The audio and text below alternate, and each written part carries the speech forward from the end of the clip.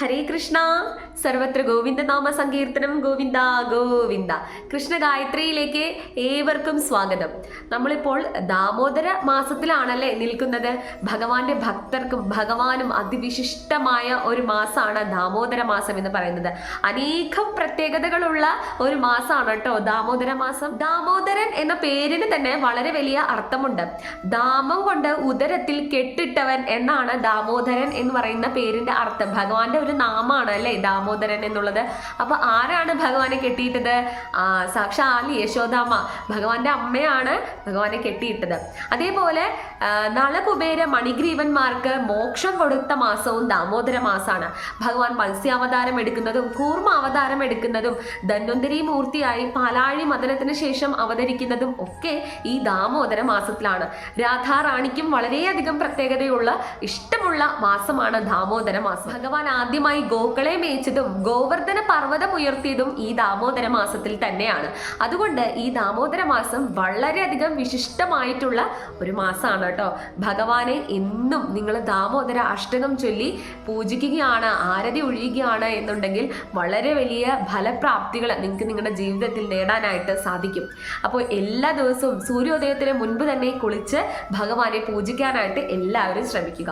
അപ്പോൾ ഇന്ന് ഈ വീഡിയോയിലൂടെ നമുക്ക് ഭഗവാന്റെ ദാമോദര ലീലയുടെ കഥയാണ് ഞാൻ നിങ്ങൾക്ക് എല്ലാവർക്കും പറഞ്ഞു തരാനായിട്ട് പോകുന്നത്. എങ്ങനെയാണ് നളകുബേര മണിഗ്രീവന്മാർക്ക് ഭഗവാൻ മോക്ഷം കൊടുത്തത് എന്നുള്ള കഥയാണ് ഇന്ന് ഞാൻ നിങ്ങൾക്ക് പറഞ്ഞു തരാനായിട്ട് പോകുന്നത്. അപ്പൊ അധികം താമസിപ്പിക്കാതെ നമുക്ക് കഥയിലേക്ക് കടക്കാം. യശോദാമ്മ എന്തൊരു ഭാഗ്യം ചെയ്ത ജന്മമാണല്ലേ യശോദാമ്മയുടേത്. കണ്ണന്റെ എല്ലാ കുസൃതിയും എല്ലാ സ്നേഹവും അനുഭവിക്കാൻ ഭാഗ്യം ലഭിച്ച ഒരു സ്ത്രീ ജന്മം തന്നെയാണ് യശോദാമ്മയുടേത്. അതായത് യശോദാമ്മ ഒരിക്കൽ ഇങ്ങനെ ഇരുന്ന് വെണ്ണ കടഞ്ഞുകൊണ്ടിരിക്കുകയായിരുന്നു കേട്ടോ. അപ്പൊ നമ്മുടെ കണ്ണൻ വളരെ ചെറിയ കുട്ടിയാ, പിച്ച വെച്ച് നടക്കുന്ന പ്രായമേ ആയിട്ടുള്ളൂ, മെല്ലെ മെല്ലെ നടക്കുന്ന പ്രായമേ ആയിട്ടുള്ളൂ. അങ്ങനെ വലുതായിട്ട് ഓടാനോ അങ്ങനെയുള്ള പ്രായമൊന്നും ആയിട്ടില്ല. അങ്ങനെ യശോദാമ്മയുടെ അടുത്തും കണ്ണൻ ഇരിക്കുന്നുണ്ട്. ഒപ്പം തന്നെ ഇങ്ങനെ ചുറ്റും ഇങ്ങനെ നടന്നുകൊണ്ടിരിക്കും. ചിലപ്പോൾ ഇങ്ങനെ നടക്കും, കുറച്ചു നേരം ഇരിക്കും. അങ്ങനെയൊക്കെ കണ്ണനും ചെയ്തുകൊണ്ടിരിക്കുന്നുണ്ട്. യശോദാമ്മ ആവട്ടെ ഇങ്ങനെ വെണ്ണ കടഞ്ഞുകൊണ്ടിരിക്കുകയാണ്. യശോദാമ്മ റാണിയാണല്ലോ, അപ്പൊ കയ്യിലും കാലിലും ഒക്കെ ഒരുപാടധികം ആഭരണങ്ങൾ അണിഞ്ഞിട്ടുണ്ട്. അപ്പൊ ഈ വെണ്ണ ഇങ്ങനെ കടയുന്ന സമയത്ത് കയ്യിലെ വളകളൊക്കെ ഇങ്ങനെ കിലുങ്ങി കിലുങ്ങി നല്ല അതിമധുരമായിട്ടുള്ള ശബ്ദങ്ങളൊക്കെ ഉണ്ടാവുന്നുണ്ട്. അതേപോലെ തന്നെ ആ കൊലുസിന്റെ ശബ്ദവും ഭഗവാനെ അതിമനോഹരമായിട്ട് ആകർഷിക്കുന്നുണ്ട്. അപ്പൊ കണ്ണൻ ഇങ്ങനെ അമ്മയുടെ ചുറ്റും ഇങ്ങനെ കളിച്ചോണ്ടിരിക്കുകയാണ് കേട്ടോ. അങ്ങനെ ഒരുപാട് നേരം അമ്മയെ ചുറ്റിപ്പറ്റി നിന്നതിന് ശേഷം നമ്മുടെ ഉണ്ണിക്ക് പാല് കുടിക്കാനായിട്ട് വളരെ വലിയ ദാഹം വന്നു കേട്ടോ. അപ്പോ പാല് കുടിക്കാൻ പാലിന് വേണ്ടിയിട്ട് യശോദാമ്മയുടെ മടിയിലേക്ക് ഇങ്ങനെ കുത്തി കയറുകയാണ് കണ്ണനുണ്ണി. അപ്പോൾ കുട്ടികൾ പാല് കുടിക്കാൻ വരുന്ന സമയത്ത് അമ്മമാർക്ക് അത് വളരെ വ്യക്തമായിട്ട് അറിയാനായിട്ട് സാധിക്കില്ലേ. അപ്പൊ യശോദാമ്മയാവട്ടെ ഉണ്ണിയെ ചേർത്ത് പിടിച്ചിട്ട് മുലപ്പാല് നൽകാനായിട്ട് തുടങ്ങി. അപ്പോൾ ഇങ്ങനെ ഉണ്ണിക്ക് പാല് കൊടുത്തുകൊണ്ടിരിക്കുന്ന സമയത്ത് യശോദാമ്മ അതിമധുരമായി പാട്ട് പാടുന്നുണ്ട്. മാത്രമല്ല ഉണ്ണിയുടെ ശരീരത്തിലും ആ പീലി തിരുമുടിയിലൊക്കെ ഇങ്ങനെ തൊട്ടും തലോടിയും ചുംബിച്ചും അങ്ങനെ മാതൃവാത്സല്യം ഇങ്ങനെ ചൊരിയാണ് യശോദാമ്മയ്ക്ക്. അങ്ങനെ നമ്മുടെ ഉണ്ണിയാവട്ടെ അമ്മയോടൊപ്പം ചേർന്നിരുന്ന് കെട്ടിപ്പിടിച്ച അമ്മയുടെ ആഭരണങ്ങളൊക്കെ തൊട്ട് തലോടി അങ്ങനെ ആസ്വദിച്ചിട്ടാണ് പാല് കുടിക്കുന്നത്. അപ്പോൾ ഇതൊക്കെ നടക്കുന്ന സമയത്ത് അടുക്കളയിൽ എന്തോ ഭക്ഷണം പാകമായിക്കൊണ്ടിരിക്കുകയാണ്. അപ്പൊ അത് നോക്കാനായിട്ട് യശോദാമ്മ പെട്ടെന്ന് നമ്മുടെ ഉണ്ണിക്കണ്ണനെ അവിടെ ഇരുത്തിയിട്ട് ഓടിപ്പോയി അടുക്കളയിലേക്ക് പോയി. അത് നമ്മുടെ ഉണ്ണിക്ക് വളരെ വലിയ ദേഷ്യമായി തുടങ്ങി. ഉണ്ണി എന്താണ് ചെയ്തത്? അടുത്തിരുന്ന ഒരു കോലെടുത്തിട്ട് ഒരു വടി എടുത്തിട്ട് ഉറിയിൽ തൂക്കിയിരിക്കുന്ന ആ ഒരു വെണ്ണ കലത്തിന് അടിച്ചങ്ങോട്ട് പൊട്ടിച്ചു.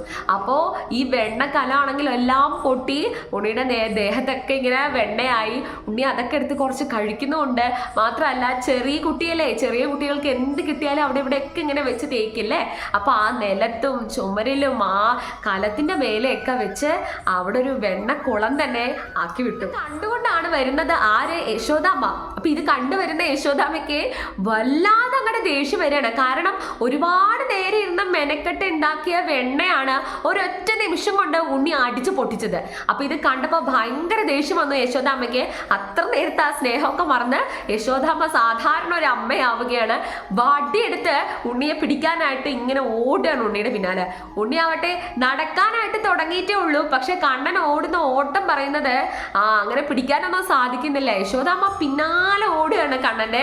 വളരെ സ്പീഡിലാണ് കണ്ണൻ ഓടുന്നത്. കാരണം സാധാരണ ഒരു കുട്ടിയല്ലേ കണ്ണൻ എന്നുള്ളത് നമ്മൾ ആലോചിക്കണം അല്ലേ. സാക്ഷാൽ ലോകൈകനാഥനാണ്. ഒന്ന് ആലോചിച്ച് നോക്കൂ.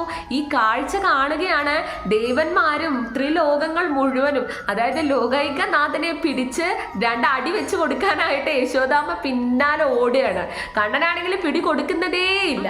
കുറെ നേരം ഓടിയതിനു ശേഷം അവസാനം യശോദാമ്മയ്ക്ക് കണ്ണനെ പിടിയിൽ കിട്ടി.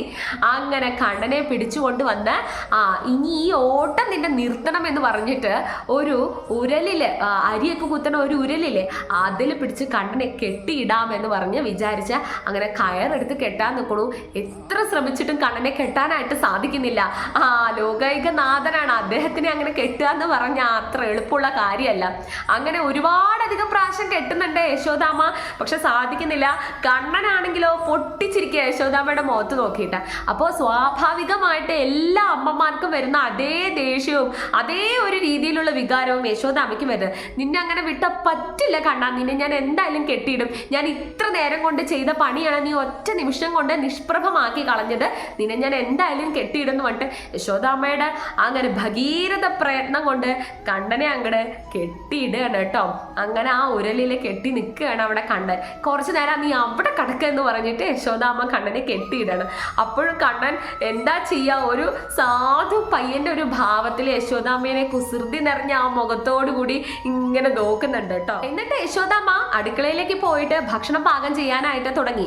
അപ്പോൾ കണ്ണൻ ഇവിടെ ഈ ഉരലിൽ കെട്ടിയിട്ട് നിൽക്കുന്നുണ്ട്. കണ്ണൻ കുറേ നേരം വിളിക്കുന്നുണ്ട്, അമ്മയെ അഴിച്ചു വിടമ്മേ, അഴിച്ചു വിടമ്മേ, ഞാൻ ഇനി അങ്ങനെ ചെയ്യില്ല അമ്മേ. സാധാരണയായി എല്ലാ കുട്ടികളും പറയുന്ന രീതിയിലുള്ള എല്ലാ ക്ഷമാപണങ്ങളും കണ്ണൻ പറയുന്നുണ്ട്. ഇനി ഞാൻ ഒരിക്കലും അങ്ങനെ ചെയ്യില്ല അമ്മേ, ഇനി ഞാൻ വെണ്ണ ഇങ്ങനെ കൊട്ടേ ഇല്ല അമ്മേ എന്നൊക്കെ പറഞ്ഞിട്ട് കുറേ നേരമായിട്ട് അമ്മേനെ ഇങ്ങനെ വിളിച്ചുകൊണ്ടിരിക്കുന്നുണ്ട്. പക്ഷേ യശോദാമ്മ ആവട്ടെ ശ്രദ്ധിക്കുന്നത് പോലുമില്ല. യശോദാമ്മയ്ക്ക് ഭയങ്കര ദേഷ്യം വന്നു. ഇതെല്ലാം തട്ടിപ്പൊട്ടിച്ചത് പോരാ, ഇനി അത് അവിടെ ആ സ്ഥലമൊക്കെ വൃത്തിയാക്കി ഇടണ്ടേ. കാരണം വെണ്ണയാണ്, വെണ്ണ പെട്ടെന്ന് വഴുക്കുന്ന സാധനമാണല്ലേ. അപ്പൊ അവിടെയൊക്കെ വൃത്തിയാക്കണം, കണ്ണനുണ്ണിയെ കുളിപ്പിക്കണം. ഇതൊക്കെ വലിയ വലിയ വലിയ വലിയ പണിയാണ്. കാരണം കുട്ടികളെ കുളിപ്പിക്കുക, കുട്ടികളുടെ കാര്യങ്ങൾ ചെയ്യാന്ന് പറയുന്നത് എളുപ്പ പണിയേ അല്ല. അപ്പോൾ യശോദാമ്മയുടെ മനസ്സിലും ഇതൊക്കെയാണ് ഓടിക്കൊണ്ടിരിക്കുന്നത്. അപ്പൊ കണ്ണൻ കുറേ നേരം ഇങ്ങനെ യശോദാമ്മയോട് പറയണ്ട, അമ്മേ അഴിച്ചു വിടമ്മേ, അഴിച്ചു വിടമ്മേ അങ്ങനെയൊക്കെ പറഞ്ഞിട്ട് കുറേ നേരം വിളിക്കുന്നുണ്ട്. പക്ഷെ യശോദാമ്മ ഭയങ്കര ദേഷ്യകാരിയായിട്ട് ഇങ്ങനെ പറയുന്നുണ്ട്, കുറച്ചു നേരം നീ അവിടെ തന്നെ കിടക്കും, ഞാൻ നിന്നെ അഴിച്ചു വിടുകയില്ല എന്ന് പറഞ്ഞിട്ട് കണ്ണൻ്റെ അടുത്ത് പോയിട്ട് ഇങ്ങനെ പറഞ്ഞു. അങ്ങനെ എത്ര പറഞ്ഞിട്ടും അമ്മ കേൾക്കില്ല എന്ന് മനസ്സിലായ ഉണ്ണിക്ക് ഒരു ബുദ്ധി തോന്നുകയാണ്. മെല്ലെ മെല്ലെ ആ ഉരലും വലിച്ച് വലിച്ച് നമ്മുടെ കണ്ണൻ നടക്കാനായിട്ട് തുടങ്ങി. ആ ഉരലും വലിച്ച് വലിച്ച് വലിച്ച് വലിച്ച് മെല്ലെ മെല്ലെ മെല്ലെ ആ കൊട്ടാരത്തിന്റെ പുറത്തേക്ക് എത്താനായിട്ട് തുടങ്ങി. ഓരോ സ്ഥലത്തേക്ക് പോവാനായിട്ട് തുടങ്ങി ഈ ഉരല് കൊണ്ട്. അപ്പൊ ഇതൊക്കെ കണ്ടുകൊണ്ട് നിൽക്കുന്ന ഗോപികമാർക്ക് വളരെ വലിയ ആശ്ചര്യമാണ് തോന്നുന്നത്. കാരണം അത്രയും ഭാരമുള്ള ആ ഉരല് ഈ ചെറിയ കുഞ്ഞു കുട്ടി നടക്കാൻ തുടങ്ങിയിട്ടുള്ളൂ, പിച്ച വെച്ച് തുടങ്ങിയിട്ടുള്ളൂ. ഇങ്ങനെ ഉരുത്തി ഇങ്ങനെ ഒരച്ചൊരച്ച് കൊണ്ടുവന്ന് കണ്ടിട്ട് അവിടുത്തെ ഗോപികമാർക്കൊക്കെ വളരെ വലിയ കൗതുകമായിട്ടാണ് തോന്നുന്നത്. പക്ഷെ അവിടെ എന്താ സംഭവിക്കുക വെച്ചാൽ കണ്ണൻ അനേകം മായാജാലങ്ങൾ അവിടെ കാണിക്കാറുണ്ട്, അനേകം അത്ഭുതങ്ങൾ കാണിക്കാറുണ്ട്. പക്ഷെ ഒരു ഗോപികമാരുടെ മനസ്സിലോ അല്ലെങ്കിൽ യശോദാമ്മയുടെ മനസ്സിലോ ഇത് നിൽക്കാറില്ല. ഈ കണ്ണൻ ചെയ്യുന്ന വിസ്മയങ്ങൾ നിൽക്കാറില്ല.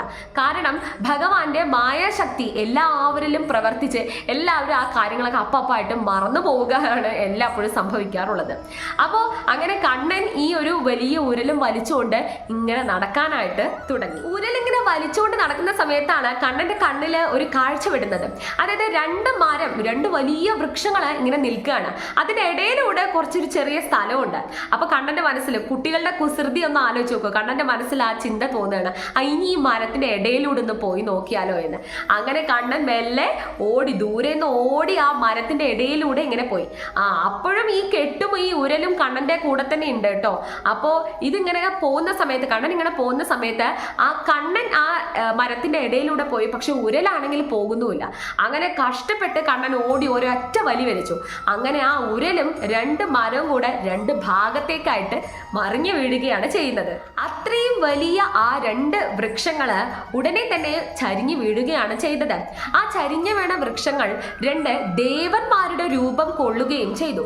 ഈ 2 ദേവന്മാർക്ക് സാക്ഷാൽ ഭഗവാൻ മഹാവിഷ്ണു മോക്ഷം കൊടുക്കുകയാണ് ചെയ്യുന്നത്. ഇനി ആരാണ് ഈ 2 ദേവന്മാരെ എന്ന് ചോദിച്ചാൽ സാക്ഷാൽ കുബേരന്റെ മക്കളായ നളകുബേരനും മണിഗ്രീവനും ആണ്.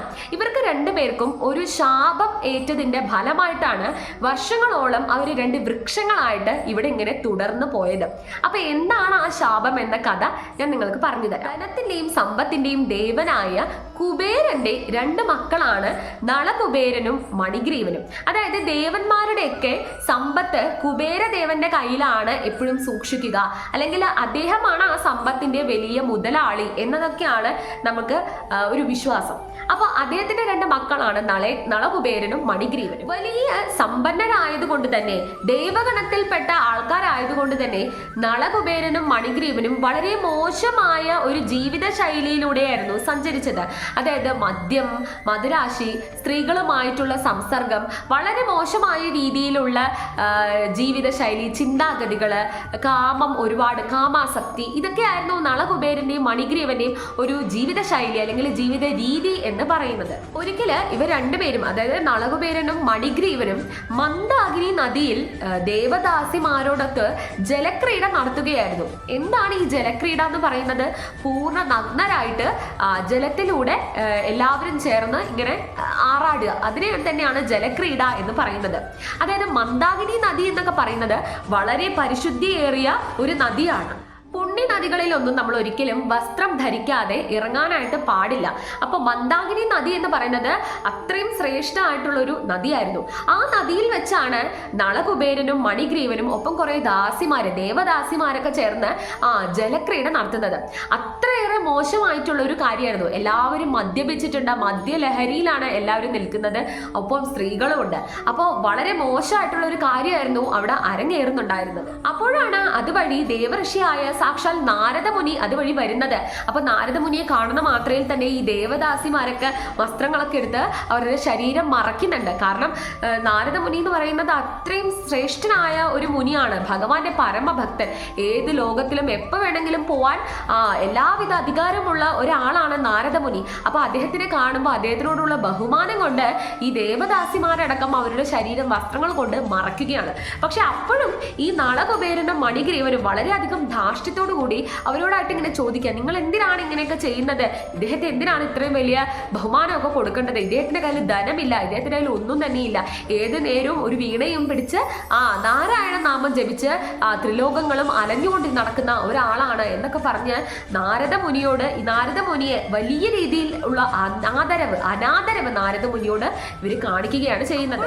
നാരദമുനി ഇവരോടായിട്ട് ഉപദേശിക്കുന്നുണ്ട്, ഇത്തരം രീതിയിലുള്ള ഈ ഒരു പ്രവൃത്തികളും മാത്രമല്ല ഈ ഒരു ജീവിത ശൈലിയൊന്നും ഒട്ടും നല്ലതല്ല എന്നൊക്കെ പറഞ്ഞ് ഇവരോട് 2 പേരോടായിട്ട് പറയുന്നുണ്ട്. പക്ഷേ ഇവർ 2 പേരും നാരദമുനി പറയുന്നത് ചെവിക്കെടുക്കുന്നത് പോലുമില്ല. മാത്രമല്ല നാരദമുനിയെ വളരെ വലിയ രീതിയിൽ തന്നെ അപമാനിക്കുകയും ചെയ്തു. അപ്പോൾ നാരദമുനിയോട് ഇത്തരം രീതിയിലുള്ള അനാദരവ് പ്രവർത്തിച്ച് ഇവർ 2 പേർക്കും നാരദമുനി വളരെ വലിയ രീതിയിൽ തന്നെ ശിക്ഷ കൊടുക്കുകയാണ്.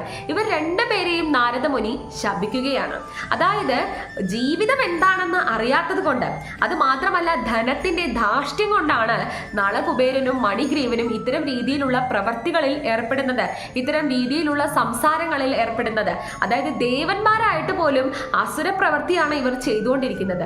അതുകൊണ്ട് ജീവിതം എന്താണെന്ന് പഠിക്കാനായിട്ടും എന്തൊക്കെയാണ് ജീവിതത്തിൽ ഉൾപ്പെട്ടിരിക്കുന്നത് എന്ന് അറിയാനായിട്ട് ഇനി വരുന്ന യുഗങ്ങളിൽ ഒരു 2 വൃക്ഷമായി നിങ്ങൾ മാറട്ടെ.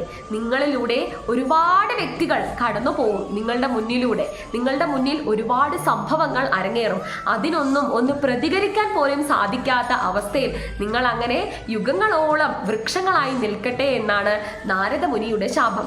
അങ്ങനെ ശാപമേറ്റ് ഉടനെ തന്നെ നളകുബേരനും മണിഗ്രീവനും തനിക്ക് സംഭവിച്ചത് എന്താണെന്നും താൻ പ്രവർത്തിച്ചത് എന്താണെന്നും മനസ്സിലാവുകയാണ്.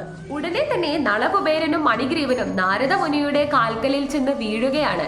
എന്നിട്ട് ശാപമോക്ഷത്തിനൊരു ഉപായം തേടുകയാണ്. അപ്പോഴാണ് നാരദമുനി പറയുന്നത്, എല്ലാ ശാപത്തിനും ഒരു മോക്ഷം തരാൻ സാക്ഷാൽ നാരായണന് സാധിക്കും. അദ്ദേഹം ദ്വാപരയുഗത്തിൽ ശ്രീകൃഷ്ണ അവതാരം കൊള്ളുന്ന സമയത്ത് നിങ്ങൾക്ക് അദ്ദേഹത്തിന്റെ കയ്യിലൂടെ തന്നെ ശാപമോക്ഷം ലഭിക്കുന്നതാണ് എന്ന് നളകുബേരന്റെ അടുത്തും മണിഗ്രീവന്റെ അടുത്തും അദ്ദേഹം പറയുന്നുണ്ട്. അന്നേ ദിവസം തൊട്ടാണ് ദ്വാപരയുഗത്തിൽ ഭഗവാന്റെ ജനനവും ഭഗവാന്റെ ആ ലീലകൾ ആടുന്ന സമയം വരെ അവർ രണ്ടുപേരും രണ്ട് വൃക്ഷങ്ങളായി തന്നെ തുടരുന്നത്. അങ്ങനെ ഭഗവാന്റെ ഈ വലിയ ദാമോദര ലീലയിലൂടെ ഇവർ രണ്ടുപേർക്കാണ് ശാപമോക്ഷം ലഭിക്കുന്നത്. നമാമീശ്വരം സച്ചിദാനന്ദരൂപം ലസത്കുണ്ഡലം ഗോകുലേ ഭ്രാജമനം യശോധപിയോ ലോകലേധവമാനം പരാമീഷ്ടമദ്യന്തൈതോ ധൃത്യഗോപ്യാ. ഇത് ഭഗവാന്റെ ദാമോദര അഷ്ടകത്തിന്റെ ഒരു 4 വരിയാണ് കേട്ടോ. അപ്പോൾ ദാമോദര ലീല നമ്മളെ പഠിപ്പിക്കുന്ന പല കാര്യങ്ങൾ എന്താണെന്ന് വെച്ചാൽ, അതായത് നമ്മൾ മനുഷ്യരെപ്പോഴും നമ്മുടെ ഭാഗത്ത് നിന്ന് മാത്രമേ എപ്പോഴും ചിന്തിക്കാറുള്ളൂ. അതായത് നമുക്ക് ധനമുണ്ട്, നമുക്ക് എല്ലാ കഴിവുമുണ്ട്, നമുക്ക് പ്രാവീണ്യമുണ്ട്, അതുകൊണ്ട് നമുക്ക് വേറൊരു വ്യക്തിയെ ബഹുമാനിക്കേണ്ട, ആ വ്യക്തിയിലുള്ള ഗുണഗണങ്ങളെ നിസാരവൽക്കരിക്കാം, ആ വ്യക്തിയിലുള്ള നേട്ടങ്ങൾക്ക് നമുക്ക് ആദരവ് കൊടുക്കണ്ട എന്ന രീതിയിലുള്ള ചിന്താഗതികൾ പല മനുഷ്യർക്കും ഇന്ന് ഈ കലിയുഗത്തിലുണ്ട്. അതിന്റെ ഉത്ഭവം തന്നെ പല യുഗാന്തരം മുമ്പ് തന്നെ നടന്നിട്ടുണ്ട്. പക്ഷെ ഇന്ന് മിക്ക ആൾക്കാരിലും കണ്ടുവരുന്ന ഒരു കാര്യമാണിത്. അപ്പോൾ ഒരിക്കലും നമ്മൾ ഇത്തരത്തിലുള്ള ഒരു വ്യക്തി ആവരുത് എന്നുള്ളതിന്റെ ഏറ്റവും വലിയ ഉദാഹരണമാണ് നളകുബേരന്റെയും മണിഗ്രീവന്റെയും ഈ കഥ എന്ന് പറയുന്നത്. അതിന് ഭഗവാൻ തന്നെ ഭൂമിയിൽ അവതരിക്കേണ്ടി വന്നു ഇത്തരം അവർക്കൊരു പരിവർത്തനം, അവരുടെ ജന്മത്തിന് ഒരു പരിവർത്തനം സംഭവിക്കാനായിട്ട്, അല്ലെ? അപ്പോൾ ഇതൊരു വലിയ ഒരു സന്ദേശമാണ് നമുക്ക് ദാമോദര ലീലയിലൂടെ നമുക്ക് ഭഗവാൻ അറിയിച്ചു തരുന്നത്. അപ്പൊ ഏവർക്കും കഥ മനസ്സിലായി എന്ന് വിശ്വസിക്കുന്നു. ഈ കഥ ഞാൻ ഭഗവാന്റെ മുൻപിൽ ഈ ദാമോദര മാസത്തിൽ ഞാൻ സമർപ്പിക്കുകയാണ്. സർവം ശ്രീകൃഷ്ണാർപ്പണമസ്തു. ജയ ശ്രീകൃഷ്ണ, ജയ ശ്രീ രാധേ രാധേ. അടുത്ത വീഡിയോയിലൂടെ കാണാം.